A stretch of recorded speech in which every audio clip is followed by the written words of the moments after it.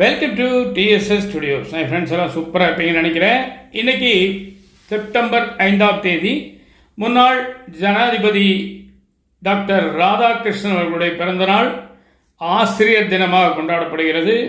கப்பலோட்டிய தமிழன் விடுதலை போராட்ட வீரர் வ.உ. சிதம்பரனாருடைய 150வது பிறந்தநாள் விழா மற்றும் ஓணம் பண்டிகை மற்றும் மிலாது நபி ஆகிய இந்த 4 விஷயங்களுக்குமான வாழ்த்துக்களை முதலில் தெரிவித்துக் கொள்கிறோம். அடுத்து அன்னை தெரசா அவர்களுடைய நினைவு தினமும் இன்று அனுஷ்டிக்கப்படுகிறது. அனைவரையும் ஒரு நிமிடம் நாம் நினைத்து பார்ப்போம். அவர்களுடைய அரும்பெரும் செயல்களுக்காக அவர்களை வாழ்த்தி வணங்குவோம், போற்றுவோம். இதில் நம்ம மிலாடு நபியை இன்னைக்கு எடுத்துக்கிறோம். ஏன் அப்படின்னா அது சம்பந்தமாக ஒரு இஸ்லாமிய நண்பர் நம்ம சந்திக்க போகிறோம். அவர் ஏன் சந்திக்கணும் அப்படின்னா நீங்களே தெரிஞ்சுக்கோங்களேன். ஒரு தமிழ், அந்த தமிழ் மேலே கொண்ட பற்று, அந்த பற்றினால் விளைந்த ஒரு நன்மை, இப்படி தொடர்ந்து போயிட்டே இருக்கும். அதனால் நீங்களாச்சு, நண்பர் ஹாரூன் ஆச்சு, நான் எது கேட்டே இல்லை. இப்போ நம்ம எங்கே இருக்கோம்னா கமிஷனர் ஆஃபீஸ், கோயம்புத்தூர் கமிஷனர் ஆஃபீஸ்க்கு எதிர்த்தாப்பில் இருக்க ஒரு வக்கீல் காம்ப்ளெக்ஸில் இருக்கோம். அதில் இருக்கிற ஒரு கடை தான் பர்வீன் கம்ப்யூட்டர். அங்கே தான் நம்ம இப்போ போகிறோம். ஏன் போகிறோன்னு பாருங்கள். இங்கே பாருங்கள், ஒரு 73 வயது இளைஞர் 2 படிகளை ஜாலியாக தாவி ஏறிக்கொண்டு சென்று அங்கே உள்ளே சென்று அந்த பெஞ்சிலே அமர்ந்தவுடன் அவர் வணக்கம் சொல்லும் பாங்கை பாருங்கள். அதுவும் எம்மதமும் சம்மதம் என்ற மும்மதங்கள் கொண்ட அந்த புகைப்படத்திற்கு அவர் சொல்லும் வணக்கம் அலாதியானது, அற்புதமானது, அதிசயமானதும் கூட. அங்கே பாருங்கள், எல்லா மதங்களையும் சேர்ந்த அனைத்து புகைப்படங்களும், பேப்பர் கட்டிங்களும், புத்தகங்களும், ஆஹா சொல்லி முடியாத அந்த அளவுக்கு அங்கே நிறைந்து காணப்படுகின்றன.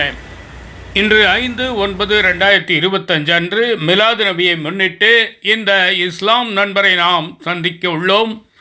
அவர் செய்த அரும்பெரும் சாதனைகள், அந்த ஆர்வத்தினால் ஏற்பட்ட விளைவுகள், கிடைத்த பரிசுகள், இன்னும் எத்தனையோ. ஏற்கனவே சொன்னேன் அல்லவா, நான் எதற்கு இடையில் என்று. நீங்களே கேட்டுக்கொள்ளுங்கள். அவர் அழகாக கூறும் அந்த பாங்கினை பாருங்களேன். ஐயா ஹாரூன் அவர்களே, வணக்கம். வணக்கம் வணக்கம் வணக்கம்.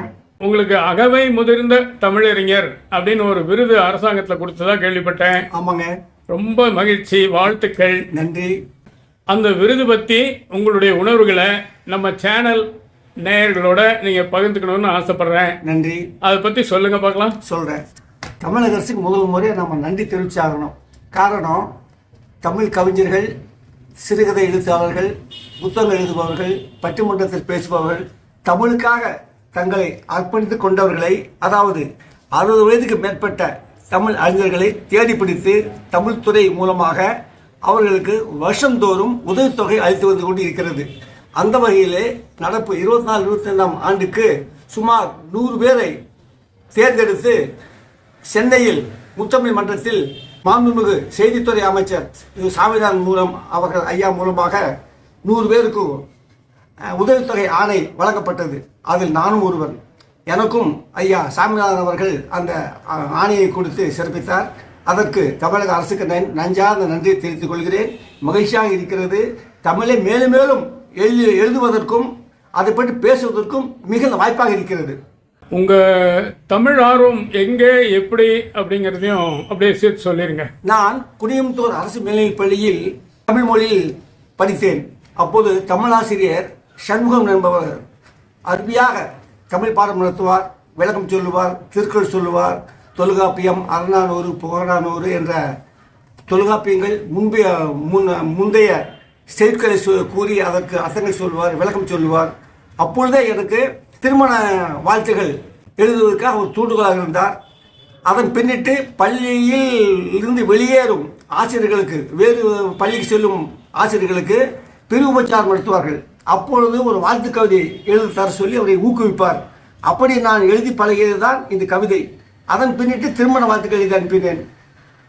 அவ்வப்பொழுது பத்திரிகைகளுக்கு கவிதை எழுதி சொல்லி எங்கள் நண்பர்கள் தூண்டினார்கள். அதன் பேரில் அனுப்பி கொண்டிருந்தேன். அது பத்திரிகை வந்து கொண்டிருந்தது. இந்நிலையில் சென்னையை சேர்ந்த என் நண்பர் கலியுடன் அவர்கள் சிங்கப்பூரிலே ஒரு கவிதை தொகுப்பு வெளியிட போகிறார்கள், போட்டி வைத்திருக்கிறார்கள், அது கழுவி அனுப்பலாமே என்றார். 1988ஆம் ஆண்டு ஈராக் யுத்தம் நடந்த காலத்தில் அமைதி வேண்டும் என்ற தலைப்பில் நான் ஒரு கவிதை தயார் செய்து அனுப்பி வைத்தேன் சிங்கப்பூருக்கு. சிங்கப்பூரில் அந்த கவிதை வெளிவந்தது. அதிலிருந்து தான் நம் எழுத்துக்கு வெளிநாட்டில் கூட மரியாதை கிடைக்கிறது என்ற சந்தோஷத்தின் காரணமாக நான் பத்திரிகைகளுக்கெல்லாம் கவிதை எழுத ஆரம்பித்தேன். அதாவது குடியரசு தினம், சுதந்திர தினம், ரம்ஜான், கிறிஸ்துமஸ், பொங்கல், தீபாவளி மற்றும் தலைவர்கள், அமைதிகள், அப்துல் கலாம் அவர்கள், தமிழுக்காக வாழ்ந்து தமிழையே கடைசி வரை மூச்சாக கொண்டிருந்த தலைவர் கலைஞர் அவர்கள், ஏழை பங்காளன் காமராஜர் அவர்கள், பகுத்தறிப்பலவன் ஈவர பெரியார் அவர்கள் பற்றியெல்லாம் சிறப்பாக கவிதைகள் எழுதி பத்திரிகைகள் கொடுத்து நான் பிரசுரம் செய்ய வைத்தேன். நான் பல தமிழ் அமைப்புகளில் அங்கத்தினராக இருக்கிறேன். அந்த அமைப்புகள் வருஷம் ஒரு முறை புத்தகங்கள் கவிதை வழியில் போடுவார்கள். அதில் என் கவிதைகள் நிறைய இடம்பெற்றிருக்கின்றன. அதன் அடிப்படையில் எனக்கு பல அமைப்புகள் பல பெயர்களில் எனக்கு விருதுகள் வழங்கியுள்ளார்கள். அது போக சென்னையிலும் பெரம்பூரிலும் வரும் புத்தகங்களில் என்னுடைய சிறு கதைகள் ஒரு 5-6 கதைகள் சிறு கதைகள் வெளிவந்திருக்கின்றன. அதுபோக கட்டுரைகளும் நான் அனுப்பி அதை நான் வெற்றி பெற்றிருக்கிறேன். அவ்வப்பொழுது அமைப்புகளில் நடக்கும் கூட்டங்களில் நான் கவிதை வாசிப்பேன். அந்த வழியில் தான் எனக்கு இந்த கவிதையின் மீது தமிழின் மீது ஆர்வம் ஏற்பட்டு மிகவும் அதிகமாக எழுதி கொண்டிருக்கிறேன்.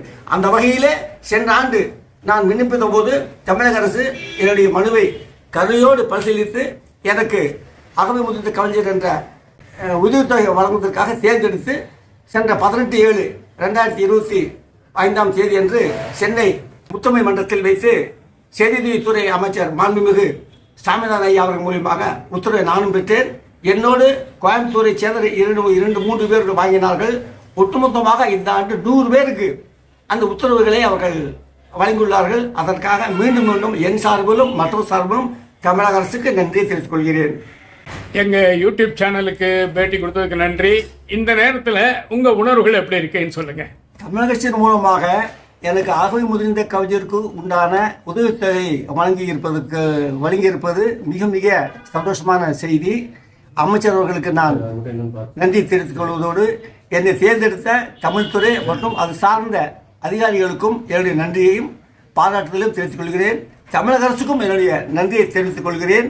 அது தவிர என்னை அதாவது குடத்தலிட்டு விளக்காக இருந்த என்னை அதாவது நான் வாங்கிய இந்த விருதினை இந்த உத்தரவை பற்றிய ஆணையை பற்றிய தகவலை உலகம் முழுவதும் தெரிவிப்பதற்காக தங்கள் யூடியூப் சேனலில் என்னை பேட்டி எடுத்து 4 பேர் 40,000 பேர் 4 லட்சம் பேர் பார்த்து மகிழ்ச்சி அடையக்கூடிய நிலைக்கு என்னை கொண்டு சென்ற உங்களுக்கு என் மனமார்ந்த நன்றி தெரிவித்துக் கொள்கிறேன்.